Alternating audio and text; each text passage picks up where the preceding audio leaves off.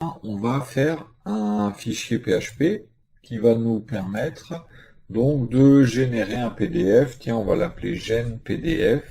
genPDF.php, c'est bon.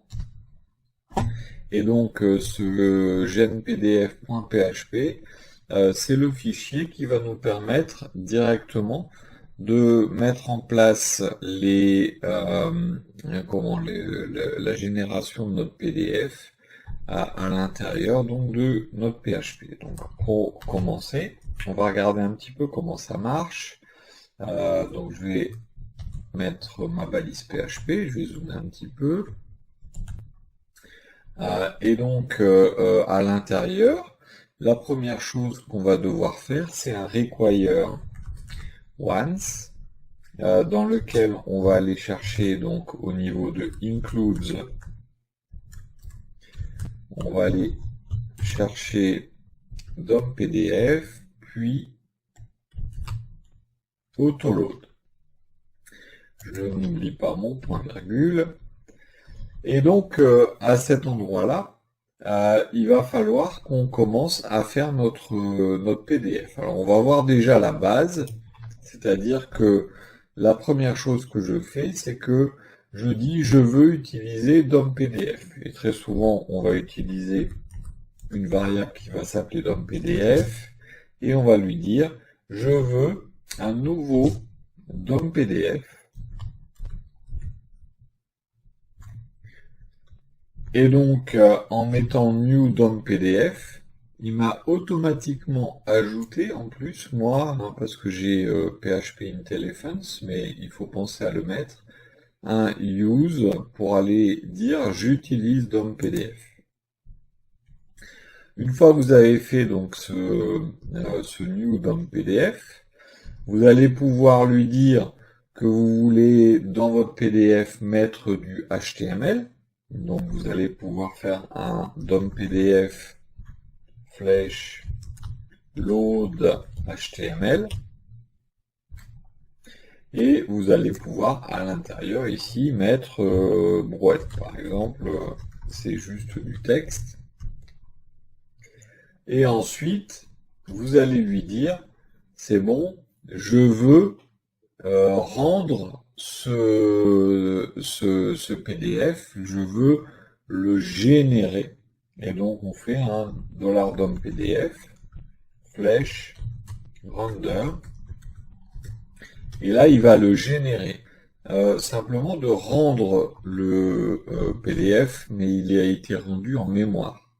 Maintenant, ce que je vais pouvoir faire, c'est un DOM PDF flèche stream pour lui dire c'est bon, envoie-le. Eh bien, avant le render, j'ai la possibilité de faire un DOM PDF flèche set paper pour lui dire que je veux du papier, par exemple A4, et que je le veux en portrait. Et vous allez lui dire avec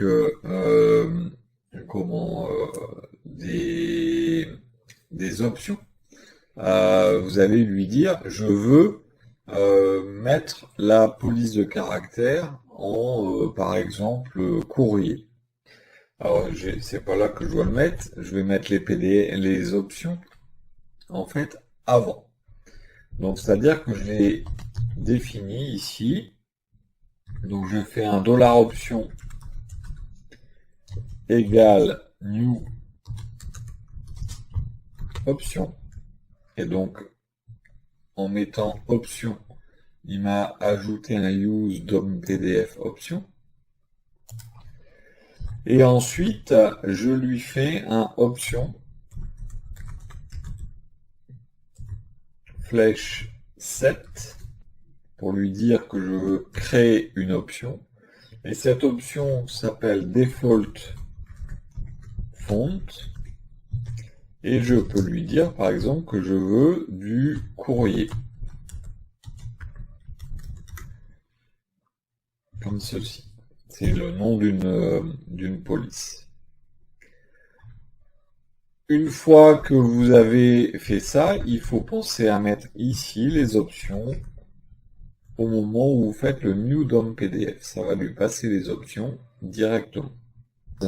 Je vais pouvoir également, si je le souhaite, changer le nom du fichier en mettant $fichier égale, par exemple, mon PDF.pdf.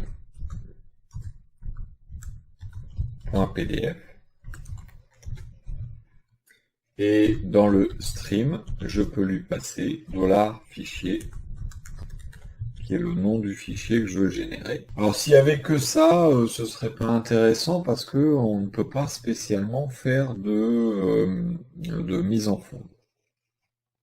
Donc ce que j'aimerais bien faire, moi, c'est aller faire un tableau avec la liste des utilisateurs de mon site. Donc la première chose que je vais faire, c'est que je vais aller, avant même d'utiliser DOM PDF, alors les use doivent rester en haut, mais avant même d'utiliser DOM PDF, je vais faire une connexion à ma base de données. Je vais faire une requête, donc je vais mettre un SQL qui sera un select étoile from ma base de données, c'est users, enfin ma table. Je vais aller chercher tous mes users. Je vais faire un query égale $db flèche query $SQL. Donc là, ça va me permettre d'aller chercher les utilisateurs. Hein. $users égale et $query flèche fetch all. Et là, j'aimerais en faire un tableau et l'extraire en PDF. Donc pour ce faire, je vais devoir générer un fichier HTML qui va contenir les informations donc de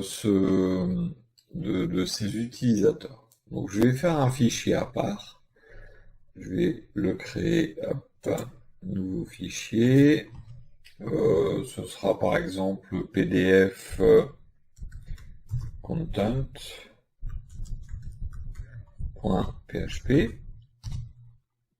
Et donc dans ce fichier, je vais faire du HTML.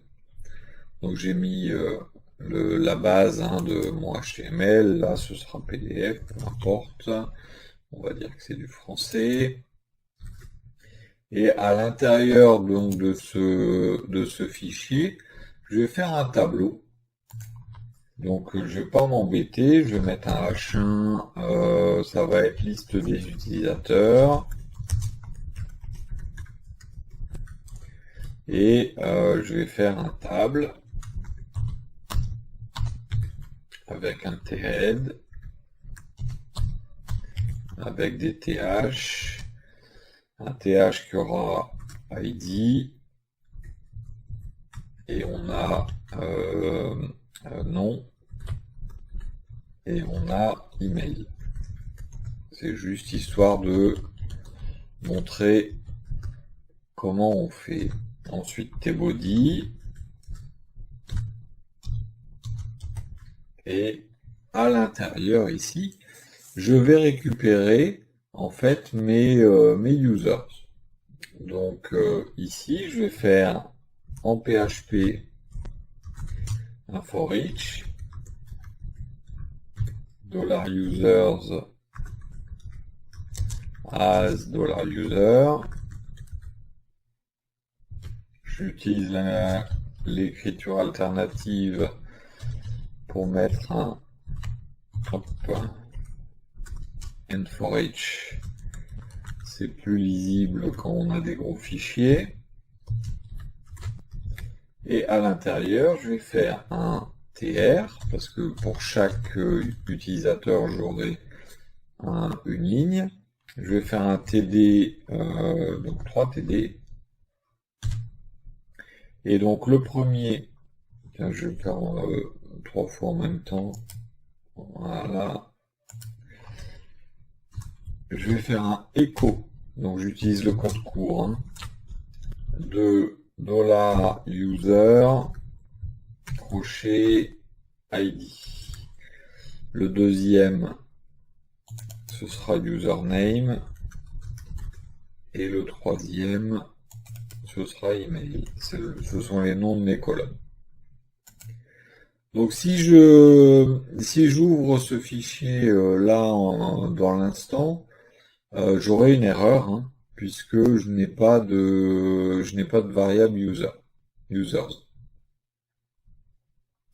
Le truc, c'est que je voudrais générer, à partir de là, je voudrais générer mon fichier.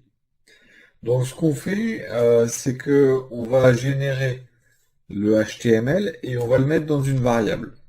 Pour ce faire, j'ai besoin d'un buffer de sortie. Alors, je vous montre quand même ce qui va se passer avec un require once. Je vais faire un require once de non pas include de pdf-content.php.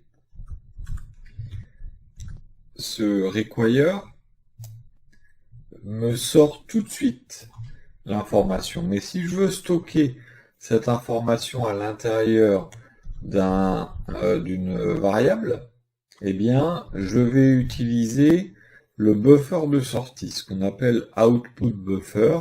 Le buffer de sortie, c'est un buffer qui permet c'est une mémoire qui permet de stocker différentes informations le temps d'exécution du code et de les sortir à l'intérieur d'une variable, par exemple, quand on veut.